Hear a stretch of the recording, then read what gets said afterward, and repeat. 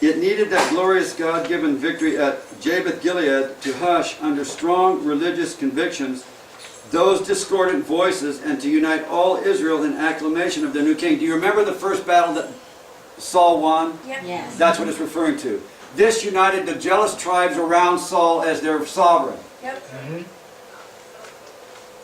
But we know in the story of King Saul that there was a spirit of rebellion. Yes. Right? Yes. Yes. Yes. Yes. This is what began to lift up Saul in his own heart. Despite the fact that Samuel had chosen him king through the authority of God. Right. And despite the fact that Saul was to act as God's representative to the people.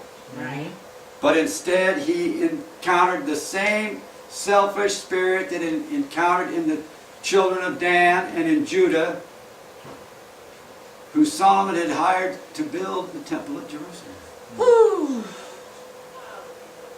It started with that second battle where he had to wait for Samuel. That's exactly right. She knows her Bible. Okay. Now, we're going to get there.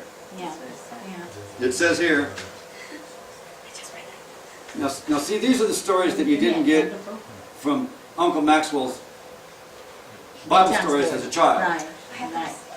But the children should have been told this. This is the children's story. This isn't something to put your children to sleep at bed at night, but this is to give them characters that they will be able to be on that wall with the sword in their hand, and they will give glory to King Jesus. Amen. Listen to what this says now. And yet the tribe of Benjamin, to which Saul belonged, was closely allied to that of Ephraim. In the 25:20, it's Judah and Benjamin in the south. It's Ephraim and the other 9 tribes in the north. But in the beginning, Saul was from Benjamin. Does that tell us anything? It should. What should it tell us? It tells us that in this thing, all the 12 tribes were understanding this thing as it was taking place on the ground in their own history. Okay. And when it came to the final climax where God has to destroy the 10 tribes and he preserves Benjamin, it's telling the Benjamites and the Judite, the ones from Judah and the ones from the tribes that had Saul been faithful, he would have been preserved as God had preserved those Benjamites. That's what it's telling us. Okay. It goes on and it tells us more of it. Let's read this. And yet the tribe of Benjamin, to which Saul belonged, was closely allied to that of Ephraim. That's recorded in Judges chapter 21, verses 19 through 23. Again, it was the tribe of Ephraim which mainly upheld the cause of Ishbosheth in 2 Samuel 2:9. And though the strong-handed David afterwards swept down all active opposition, no sooner did this power seem to be on the wane than a man of Mount Ephraim in 2 Samuel 20:21 roused the tribal jealousies and raised the standard of rebellion against him. And now, with the reign of King Solomon, all hope of tribal preeminence seemed to have passed from Ephraim. There was a new capital for the whole country, and that in the possession of Judah.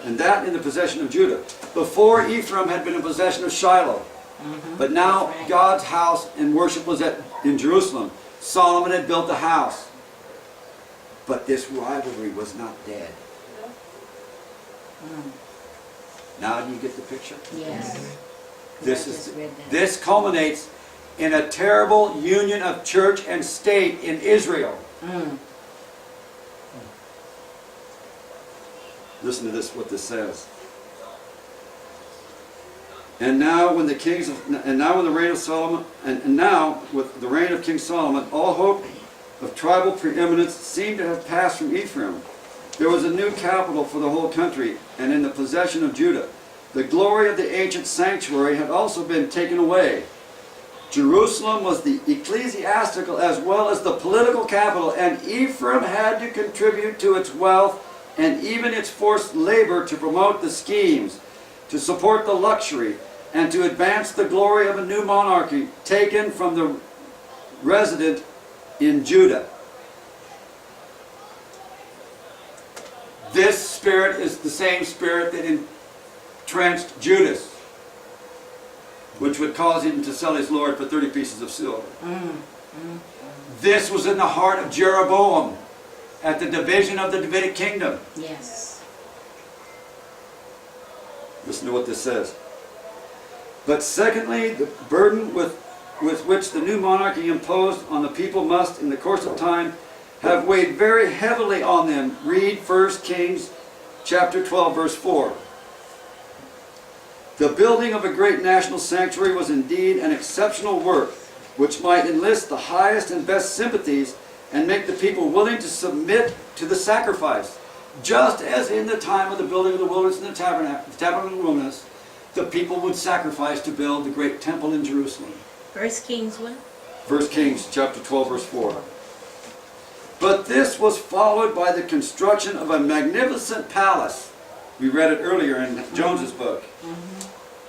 And then by the succession of architectural undertakings by King Solomon.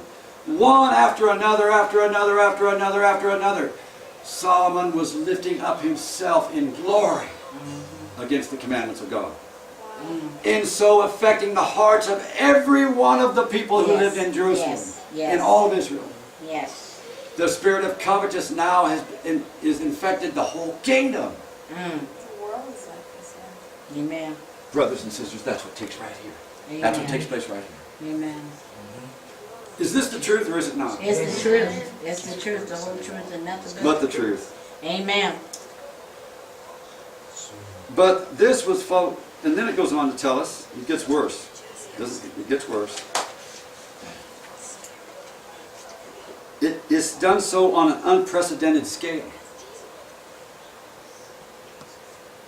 However useful some of these might be, they not only marked an innovation, but involved a continuance of forced labor.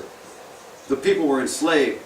Samuel had told them that if you have a king, he will enslave your daughters and your sons, and he will take everything from you. Yeah, that's what he told us. And it took place. And then it affected all the lives of the people. And they became just like the one they were worshiping. Just like we are with presidents. And This man here, Jeroboam, listen to what this tells us.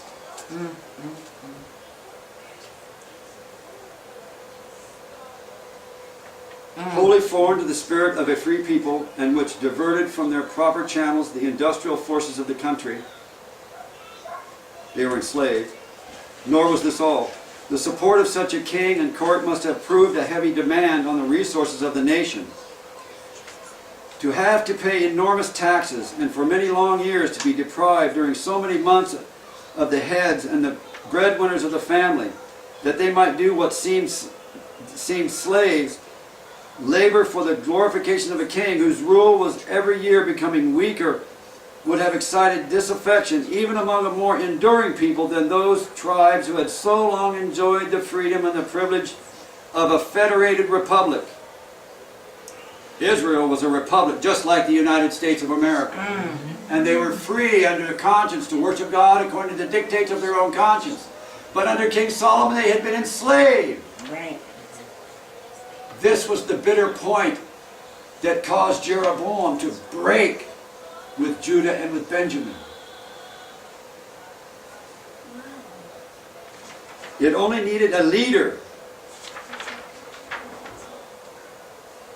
And once more Ephraim furnished the man.